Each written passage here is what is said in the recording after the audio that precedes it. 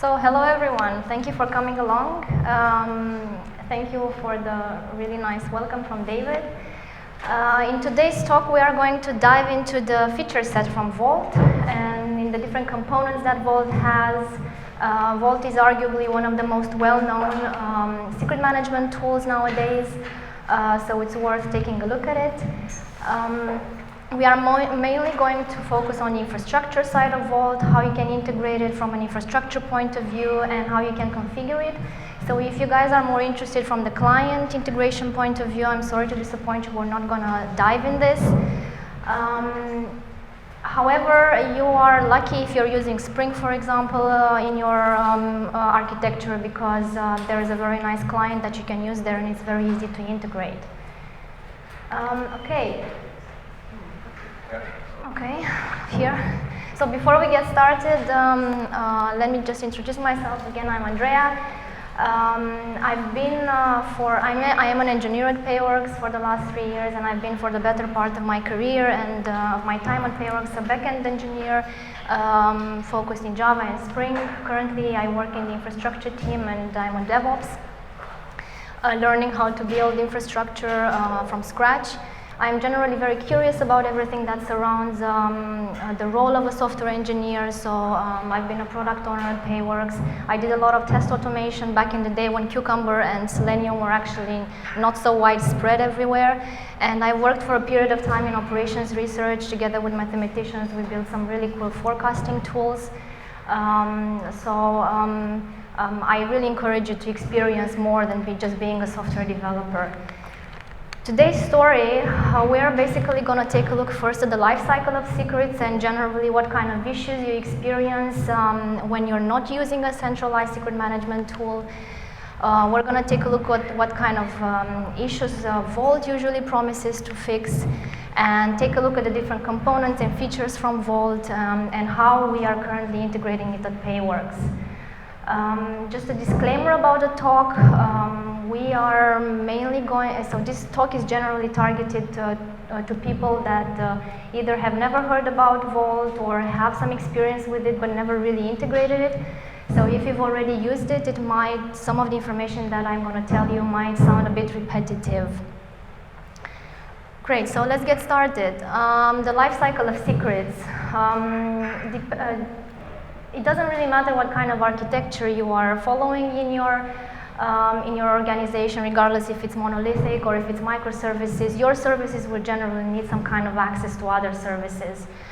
You need to manage somehow the authentication part and authorization part on this communication. So I'm just going to walk you through a typical example of how we, at least in our organization, deal with database credentials up until now. So typically, there is a person that has administration permissions on production systems and that can make changes on your behalf. In a lot of companies, it's the DevOps engineer. Some other places, it's the system engineer. Then another key player, hopefully in your organization as well, is a password manager, somewhere where you store your passwords securely. If we're talking, for example, about database credentials and how to manage this, you usually need a database client to connect, and hopefully a CI/CD tool that you're using to deploy your services. And the usual workflow in how we deal with credentials is that the DevOps engineer either receives a ticket from someone else, from software engineers, in order to create new credentials for a new service. So they need to go to the password manager and get the privileged credentials for that particular database. Once they have them, they usually go to the database client and they connect to the database with the credentials. If they are lucky, if they are not lucky, they also have to take a look at DNS records and see where exactly they can access the database.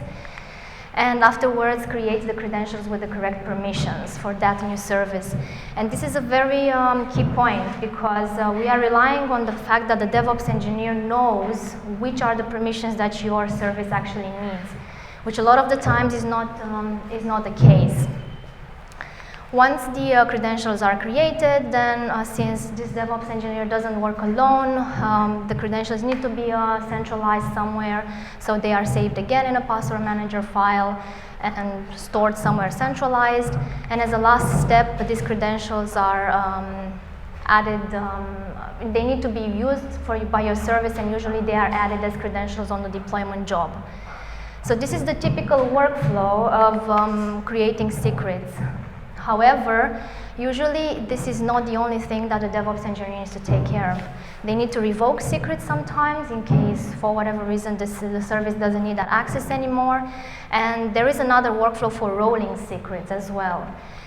And although all these processes look similar, for example, for rolling secrets, it becomes even more complicated because for a period of time, your organization needs to keep at the same time in the database 2 sets of credentials. And this is because your service still needs access to the system while the new credentials are created. Do you hear me well, or? Okay, good. So this process is already way too complicated because there are 3 things that need to be taken care of, three types of processes. However, your system doesn't usually need only access to the database. More often than not, you have cloud providers that your service needs to connect to, such as AWS. You need to maintain TLS certificates for that service. And for example, you also need access to some third-party services. Like in our case at Payworks, we need access to communicate to banks. And this is even not so complicated when you only have one system. When you have 100 microservices in your organization and you are striving for uniqueness of secrets in your organization, then you have to multiply this process with as many services that you have. Okay. So it's suffice to say that dealing with this kind of process and with secrets in general is incredibly dangerous and error-prone. And I'm just going to walk you through some of the issues that I identified. So usually we put a lot of trust and a lot of responsibility in people, as you might have seen. We give them a complicated process and we assume that they are going to be able to follow it and they are not going to make mistakes. We also assume that the secrets are created with the correct permissions, which a lot of the times is not the case, because the DevOps engineers, they usually don't know everything. We also rely on the fact that while they are connected on the database, on the other system, that they don't break anything else by having these privileged permissions. We also assume that they are going to propagate these credentials correctly on every system and on every intermediate system, which, to be honest, more often than not, I've seen in practice that it doesn't happen correctly. And I know we trust our employees, but a lot of the times it can happen that secrets are misplaced. People make mistakes, and it's normal. Another issue that you can identify is the fact that we are trusting the CI/CD tool to actually keep the credentials secured. And this is the case most of the times, but there are always security breaches identified, so we don't want to risk that. We also rely on the fact, what we can also see is that secrets are managed in general in a distributed way. So they are sent on the password manager, they are in the CI/CD tool, and the most complicated thing is the fact that they are also stored on the local machine of the DevOps, and we don't know what people are doing with their computers in general. Revoking secrets, as you've seen, it's a manual process, and in case of a security breach, it actually gives an opportunity window to the attacker until credentials are revoked. Then rolling credentials is also manual, and especially in an architecture where you have a lot of secrets and a lot of microservices, it's a process that usually companies skip because it's just way too complicated and it can make way too many mistakes.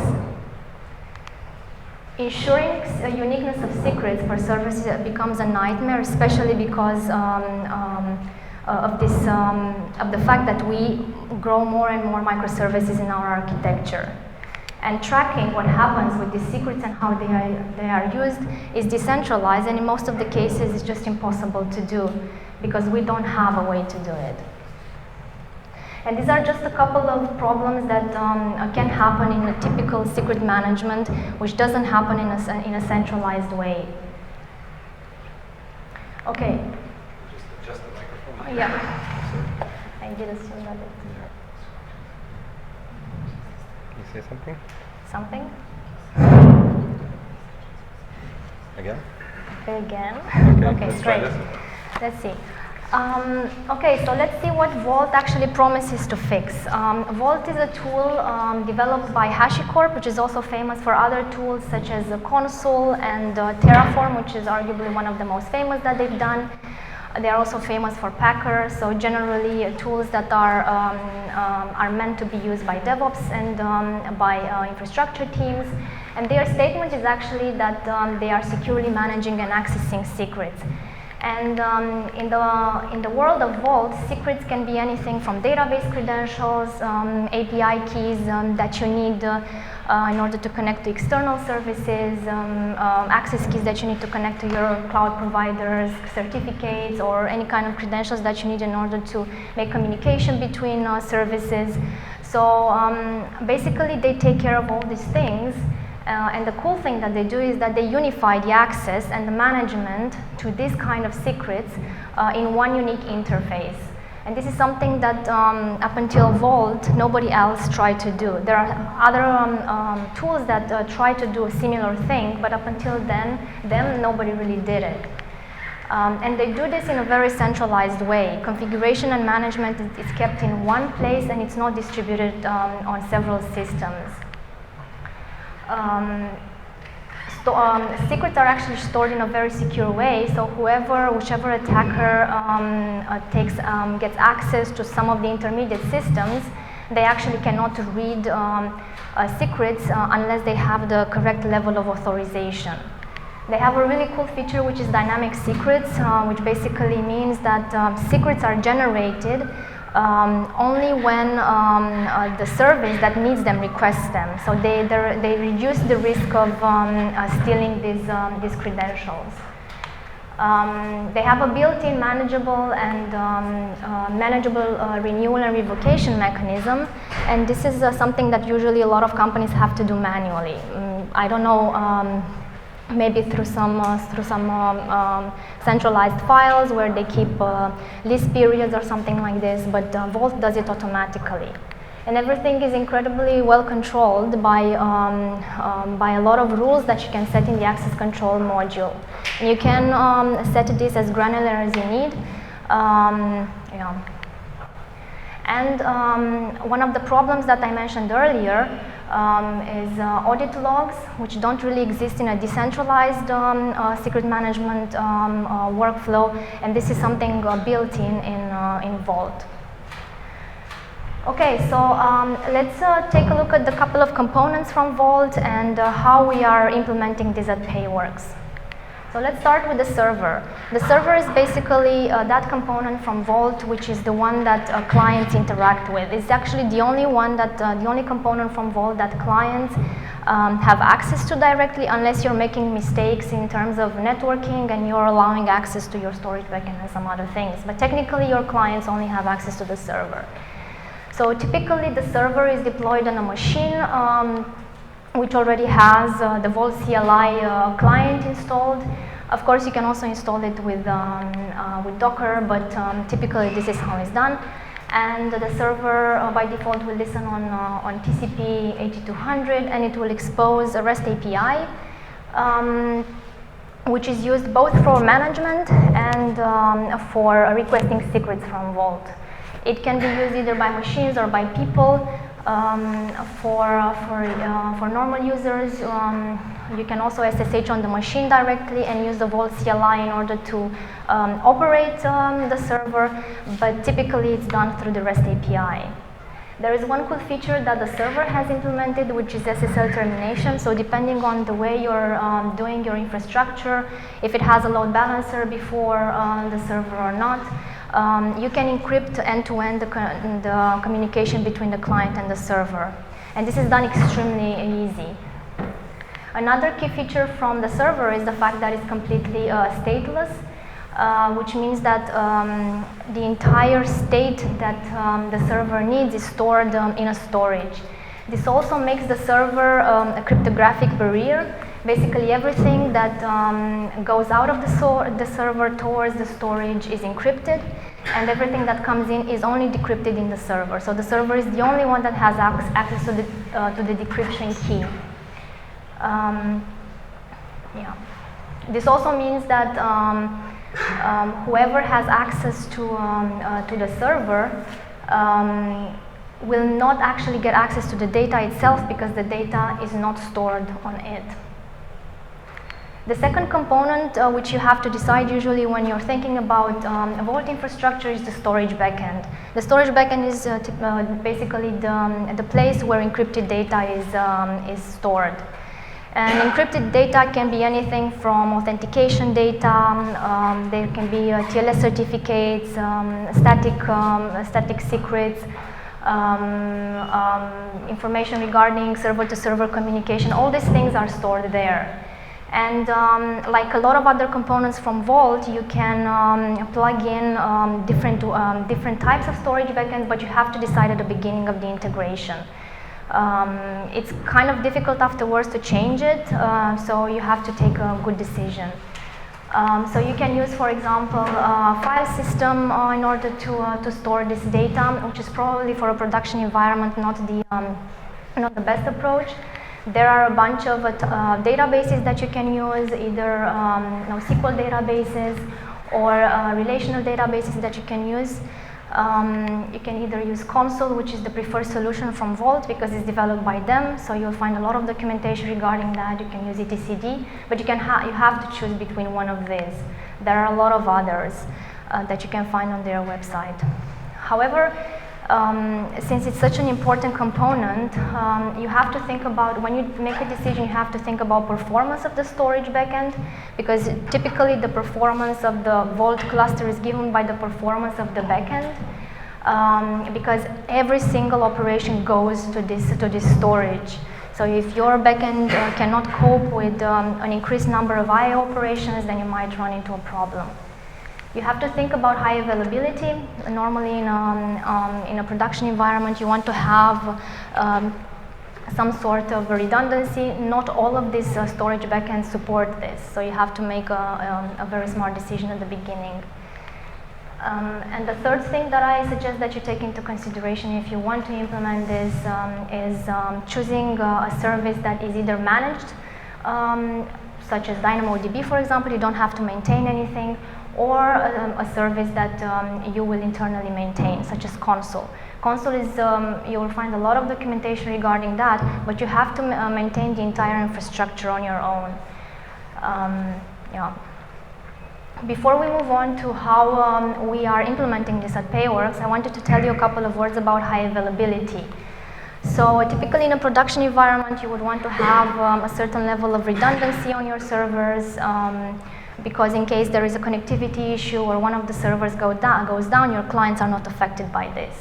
So Vault also implements this. You add another server, and since it connects to the same storage backend, they will form a cluster. And in this high availability mode, Vault servers have typically one of the two states, which is active and standby. How it usually works, on a first come, first served kind of way, one of the servers achieves a lock on the storage backend, and it also publishes, and it designates itself as the active server, and it also publishes some information regarding its own IP, so that the other servers can contact it, as well as a self-signed certificate that is used for the server-to-server communication. The second server, when it comes and it sees that the lock is already taken on the storage, it will designate itself as a standby server. It will pull all this information that the active server published, and it will initiate TLS communication with the active server. So in this kind of setup, if the client hits the standby server, the standby server is not the one that takes care of the request. What it will usually do, it will redirect, it will serialize the request and it will send it on this encrypted channel to the active server, and the active server is the one that goes here to the storage backend and performs the request. Then the response comes back and the standby server is responding to the client. It can happen that this communication here is broken for whatever reason. You made a mistake in the networking part, you didn't open some ports, so they cannot communicate. So what usually the standby server is doing, it just returns a redirect message, a redirect status code to the client, and it tells the client that it's supposed to contact the active server on the IP that the active server published.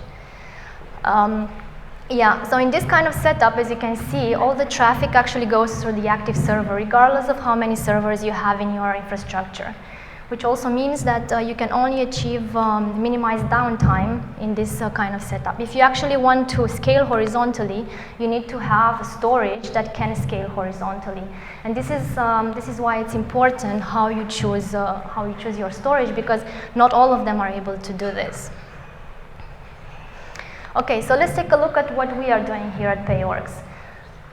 We chose to do a high availability cluster using DynamoDB storage backend, and I'm going to walk you through the entire at least networking infrastructure. So we are deploying our Vault cluster in one AWS region in one private network, and all the servers are sitting behind a load balancer. We mainly chose this because we're not using any kind of orchestration tool, so we want to facilitate other services to find the cluster easily. It's an internal load balancer, and this is just a second. I don't have my.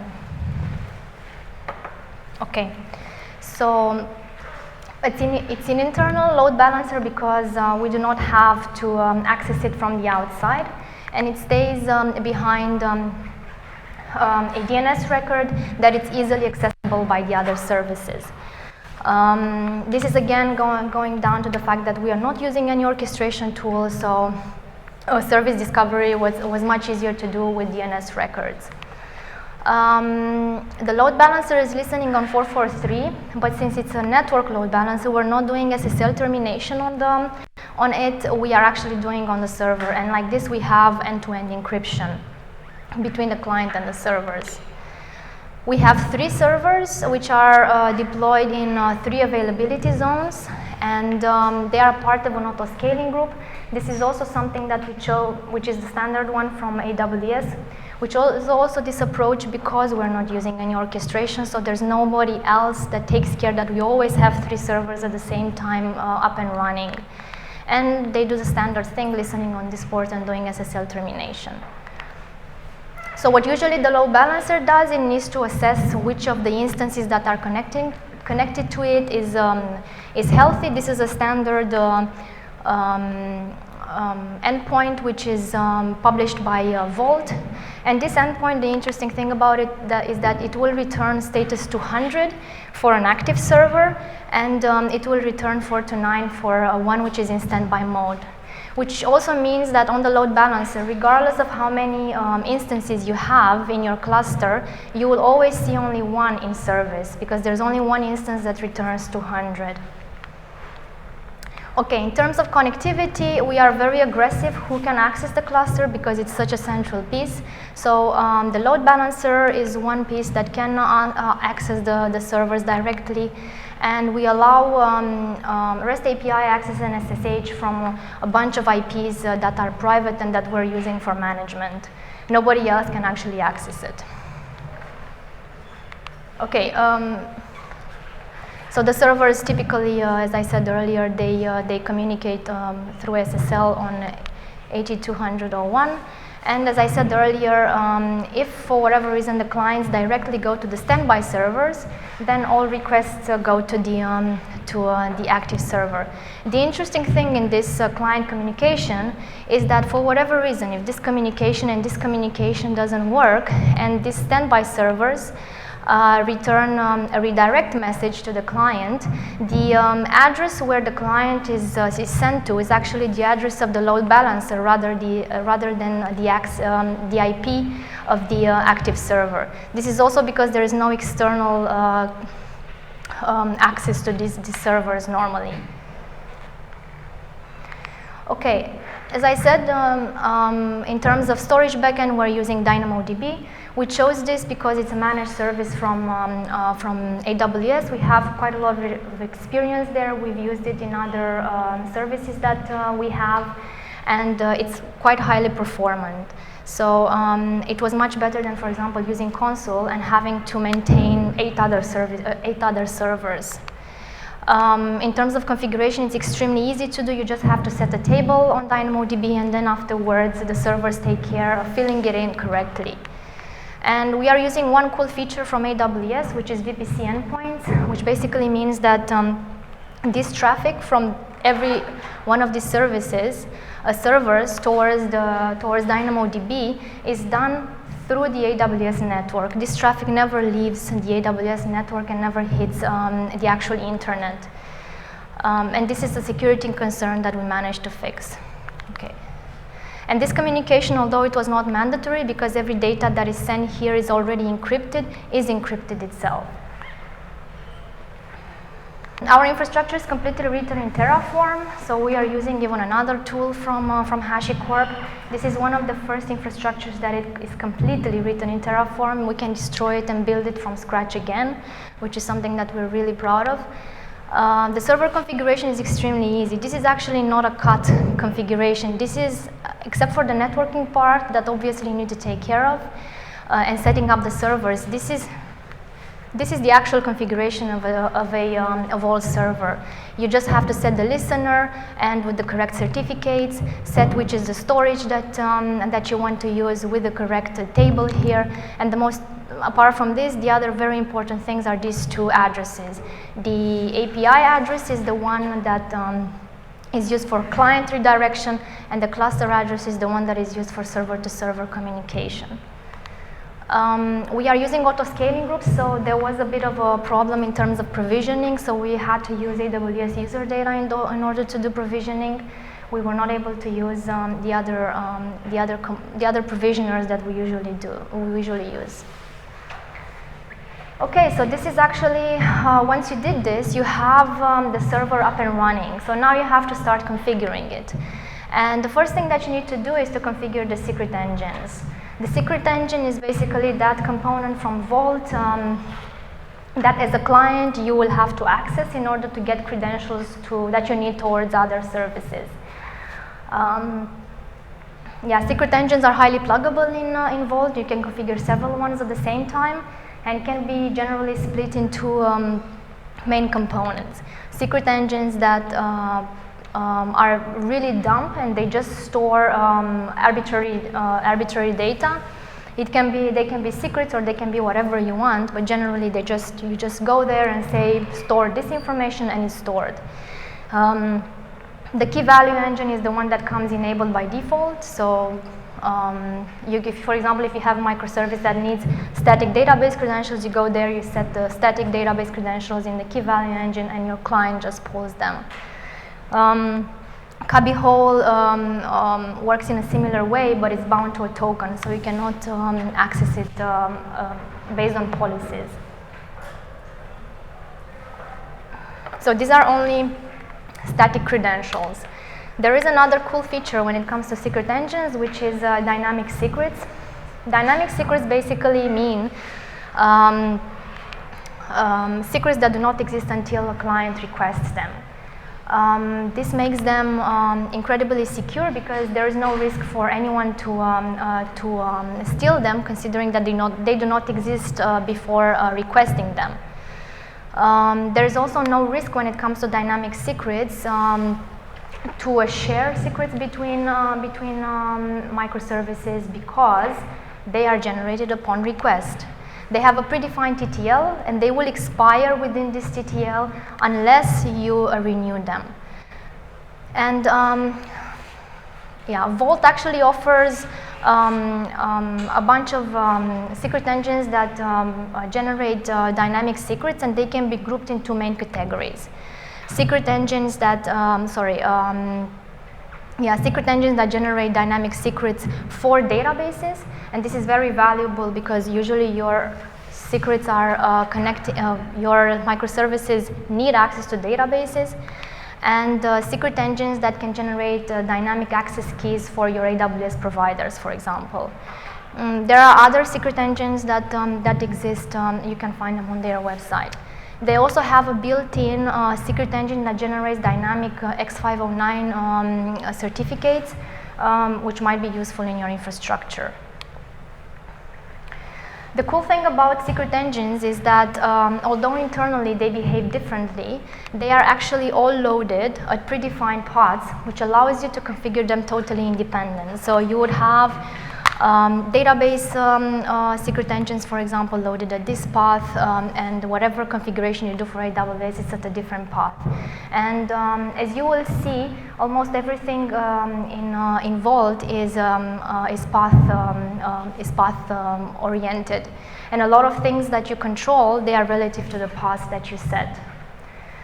And we at Payworks, we are using the database secret engine in order to generate dynamic secrets for for the connectivity towards the RDS. So this I will walk you through the steps that you usually have to follow in order to enable this this secret engine and to use it in your microservice. It's extremely easy, actually. So usually you have to enable the secret engine, and in order to enable it, you have to mount it at a certain path. So this path is configurable here, and the interesting thing here when you enable it is that you have to set the time to live for every token and every secret that is generated. And here you, for example, say that every secret that I'm generating will last for 1 day. The second step that you need to do is configure database connections on this secret engine, which also means that, as you see, we are setting here a connectivity towards one database, which means that on one secret engine, you can actually enable several connections to several databases. So if you have 100 microservices that connect to, I don't know, 5 or 6 databases, they share them for whatever reason, then you can configure all these connections in one secret engine. When you define it, you basically just have to define the URL, the username, and the password. And the most important thing here is are the allowed roles that Vault will be able to, for which Vault will be able to generate credentials. And typically, at least at Payworks, we need some people to have access, read-only access on databases. Some users need read-write access, and some users need to make administration operations on those databases. So for this connection, for example, we are allowing these 3 types of roles.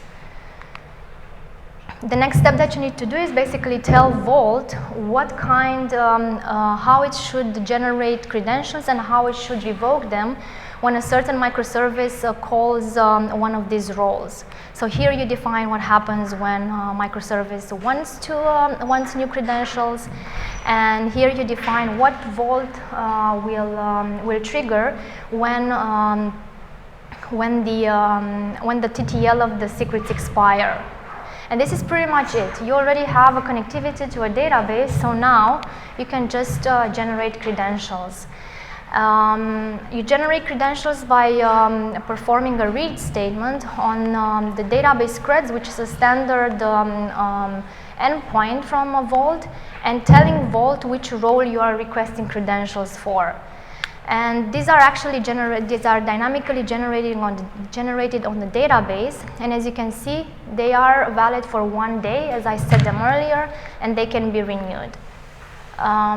Within this TTL, you are able to renew these lists, so you can do that if you have permissions on the list endpoint to renew them.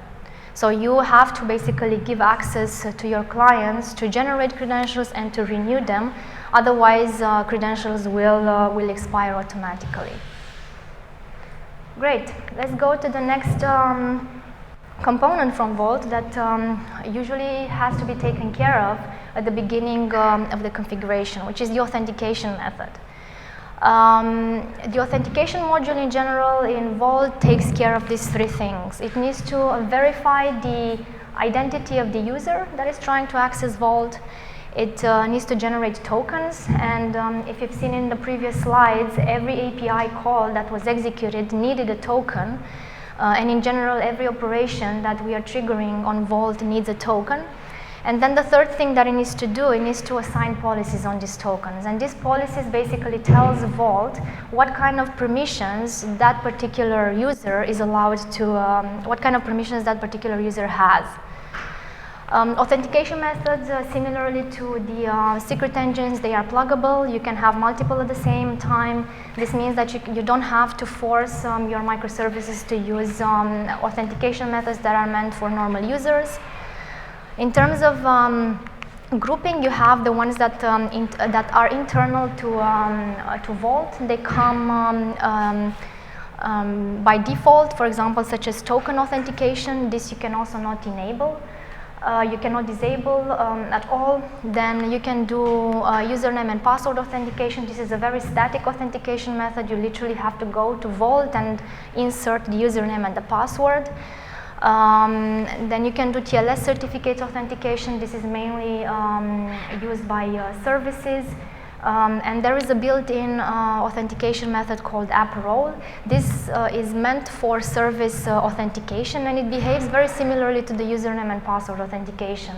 The only big difference is that the credentials that are generated for this app role authentication are dynamic, so they change over time. When the second big category of authentication methods from Vault are external ones. Basically, the identity verification is forwarded to other services.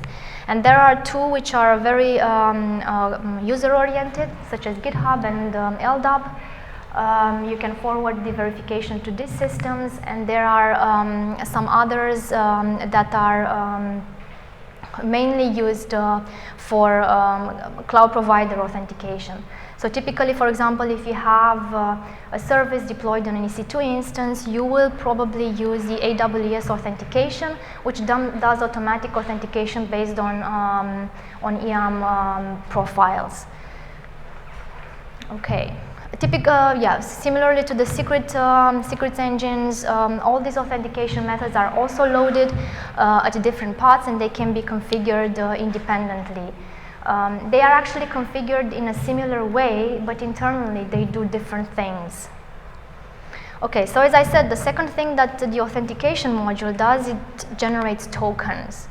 And in Vault, there are two ways in which you can generate tokens. You either get them upon authentication, so they are automatically created, or you can generate them manually. Once you are authenticated and you have the right set of permissions, you can actually issue such commands that generate tokens. And these tokens that you generate manually, they can either be bound to the token that generated them, or they can be orphan.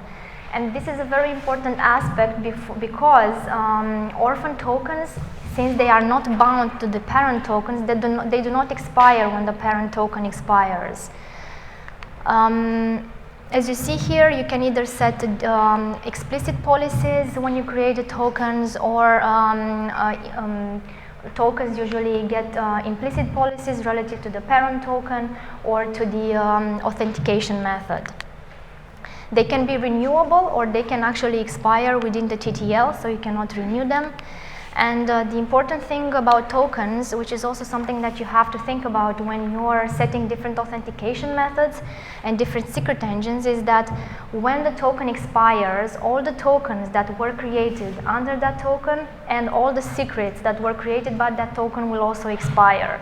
So you might end up in a production environment, for example, with one service needing having authenticated itself against Vault and getting database credentials. The token expires, so your service will just lose access to the database, and you don't want that, so it's very important to think about these TTLs.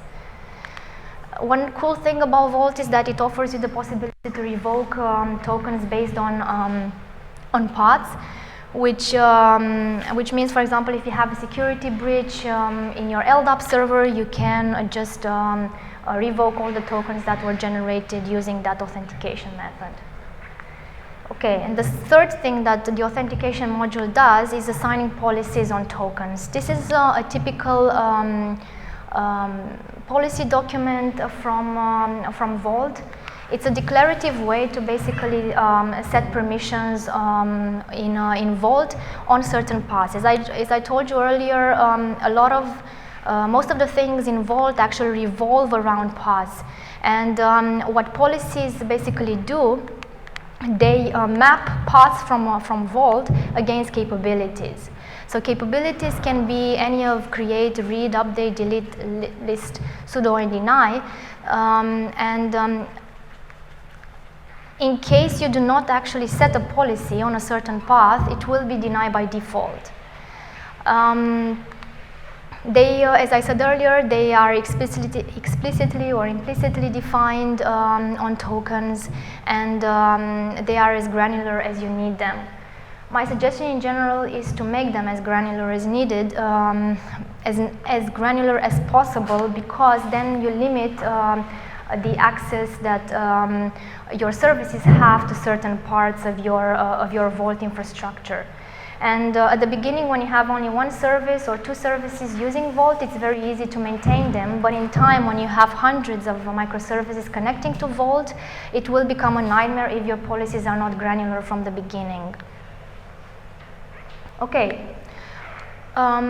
This is an example from Payworks. We are currently integrating LDAP as a user authentication method. So in terms of process, what you need to do first, you need to mount the authentication method at a certain path. The auth LDAP path is actually the default one. And the important thing here again is the time to live for every token that is generated by the authentication method. The second thing that you need to do is tell a Vault, which is the LDAP server that it needs to contact when the tokens are generated. For any of you that already saw or integrated services with LDAP, this is pure standard. So you just give the LDAP server URL. You tell Vault how to identify users on the LDAP server, and you tell Vault where to look for the groups to which the users belong to. So this is really, really standard. The third thing that you need to do is basically map the user groups from LDAP to the policies from Vault. And you might have, for example, in our case, we have DevOps that have a group on LDAP, and they are mapped against the admin policy from Vault. You can have also multiple policies here, so you might make the policies more granular than this, and then you map a user group from LDAP against multiple policies from Vault. This is typically how a policy looks like and how it's uploaded on Vault. So it's very standard. You just have to save it in an HCL file, which is the configuration language from HashiCorp. Give it a name, and it will be saved on Vault. And now you can actually authenticate. These are the only steps that you need to do. Of course, you also have to make sure that there is connectivity from Vault towards LDAP server. So you have to open ports, you have to open to make sure that security groups are updated correctly. But in the end, this is the only thing that you need to do. You authenticate with the LDAP authentication method, and the token that is generated afterwards will have a TTL of 60 minutes. I receive the admin policy because I'm a DevOps, and I can renew my token within the TTL. Okay. Now we're going to take a look at the last component that I wanted to show you today, which is the audit device. So typically in a secret management workflow where you don't have anything centralized, you don't really know how to track the requests from the services. So this is basically what the audit device does at Vault. It tracks every request and response that goes through the system after it's been authenticated. And Vault, again, similar to the secret engines and to the authentication method, is highly pluggable, so you can plug in different authentication devices. These are the ones that are local on the Vault, on the server where Vault is installed. So you can either, So you can either store logs on the file system or in the local syslog, and afterwards you have to build an infrastructure around this to centralize all the logs. So you might have a central syslog server, or you might just forward all this information to Greylog or to Kibana or to whatever infrastructure you have, or you can choose just to send all the logs over TCP, over a socket with the TCP and UDP. Typically, this is how an audit log will look like. So you have the authentication part, the request part, and the response part. Don't get fooled. It's actually really difficult to take a look at these logs because all the secrets and all the tokens are hashed. So you need access to a central piece from Vault, which allows you to generate hashes, similarly to how an audit device would generate. So you can only track this information if you have access to the original value. So you need to know, for example, which is the original token in order to generate the hash and compare the hash with the one that you see in the logs. You can track how, which is the workflow of a certain token and how a certain system uses a certain token, but you cannot really know which is the token or which is the secret. Okay, so let's move back to the original questions. I mentioned earlier that there are a lot of problems with the typical secret management workflow. So let's take a look if actually Vault helped us in any way. I said that we put a lot of trust and responsibility on people and that the process is complicated. I actually believe that the process is still complicated, but the complexity has been shifted from when you create the secrets or when you have to follow a process that is extremely manual to very, very complicated configuration. You have to really pay attention to how you configure your secret engines, to how you configure your TTLs, to what kind of interferences can happen between these in order to make sure that you don't screw up your system completely and you don't give the incorrect permissions. So I think that the process is still complicated. It's just a little bit more fun to work with. It's less manual. The next things, actually, I believe that they are fixed. Secrets are created with correct permissions. If you configure your system properly, they will be correctly created. You don't run into the situation that you are logged in with wrong, that you actually can break something with, while you are on the system, because you don't have to log in anymore on those systems. The propagation is not needed anymore because you have everything centralized. And you cannot actually misplace or steal most of these secrets, especially if you use dynamic secrets. The password will never be in your possession. It will only be in the possession of the service that is using it. When it comes to the CI/CD tool and to the question if it keeps the secret secured, it really depends on how you build your infrastructure, because there are possibilities in which the service communication and authentication towards Vault is done with trusted entities such as AWS or your orchestration tool, but sometimes there will be companies that actually choose to still save credentials that are needed to authenticate against Vault in the CI/CD tool. So you're back to square one, but it really depends on how you build your infrastructure. In terms of secret management, distribution, revocation, and rolling, I think we are on a good track because we are centralizing a lot of the secret management, and revocation and rolling of the secrets is done automatically by Vault. Of course, you need to configure it, but it's done automatically. In terms of the nightmare of maintaining uniqueness of secrets, as you've seen, Vault does create unique secrets, especially if you're using dynamic secrets. However, I do believe that it's still a bit of a nightmare because you really have to maintain the configuration of this generation. When it comes to the tracking, although it's difficult to follow them, these audit logs, I think that in case of an emergency, we really can do something with these logs. So what kind of things did we learn so far at Payworks? a bit of a disclaimer, we don't have this system actually yet on production. So I would say we are still in an alpha state. There are a lot of things that we've already discovered. There are probably a lot of things that we still need to learn. But what we found out so far is that you need to be aggressive with your policies. I mentioned it earlier as well. It's very easy at the beginning when you're implementing a new system to say, oh, I will refine them later. I'm just going to do it like this and figure out how I will make them better in the future. But when it comes to a system to which you're giving so much power, Vault can create, if you give it power, it can create credentials anywhere. If you do not configure your policies in an aggressive way, there might be people that can generate credentials and they are not allowed to do it. So you need to be aggressive from the beginning, and it takes a lot of time. Then what we've seen is that you need to actually have a way to visualize time to lives and lists of secrets and tokens. You do not want to end up on a production system with tokens being revoked and your systems are losing access to the database. Your system will not be usable anymore afterwards. So we have to find a way to visualize how these things influence each other, not to end up in such a situation. Setting up service authentication, which also is a topic that I haven't talked about today, is actually a very complicated thing. You have to think about the secret zero problem. How do you inject for the first time the secrets in the service?